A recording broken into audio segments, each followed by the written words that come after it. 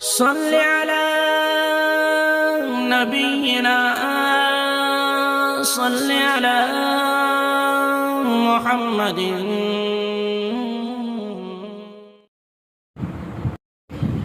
بسم اللہ الرحمن الرحیم. محمد صاحب پوچھتے ہیں کہ شیعہ کے گھر کھانا کھانا یا ان کی ہوٹل میں کھانا کھانا کیسا ہے؟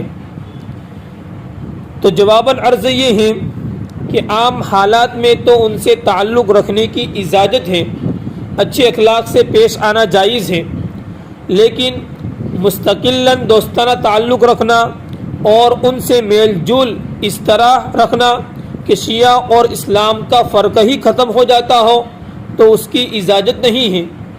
یعنی خصوصی تعلق رکھنا اور دوستانہ تعلق رکھنے کی اجازت نہیں ہے. اس سے آدمی کے عقائد بھی بگڑ جانے کا اندیشہ ہوتا ہے. اس لیے شیعہ کے گھر کھانا کھانا یا ان کی ہوٹل میں کھانا کھانا جائز نہیں ہے، لیکن اتفاقاً کبھی مجبوری میں ان کے گھر یا ان کی ہوٹل میں کھانا کھا لیا تو اس کی گنجائش ہے.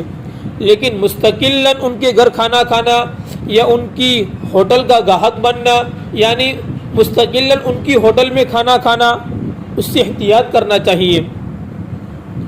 مفتی شبیر احمد صاحب قاسمی فتاوی قاسمیہ میں جلد نمبر 24 صفحہ نمبر 257 پر اس سلسلے کا ایک جواب تحریر فرماتے ہیں کہ شیعوں سے میل جول اور ان کے یہاں کھانا پینا اور ان کی شادی بیاہ وغیرہ میں شرکت کرنا پکے سچے مسلمان کے لیے جائز نہیں ہے.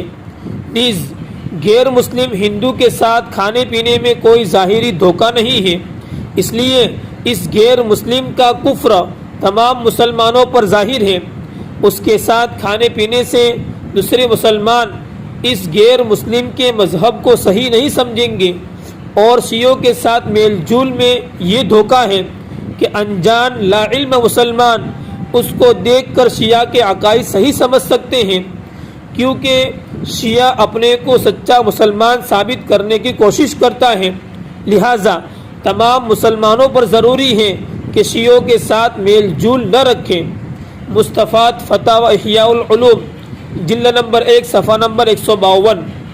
تو خلاصہ یہ نکلا کہ اگر کبھی کبھار ان کے گھر یا ان کی ہوٹل میں کھانا کھا لیا تو اس کی گنجائش ہے، لیکن مستقلاً ان کے گھر کھانا کھانا یا ان کی ہوٹل میں کھانا کھانا یہ اس کی اجازت نہیں ہے.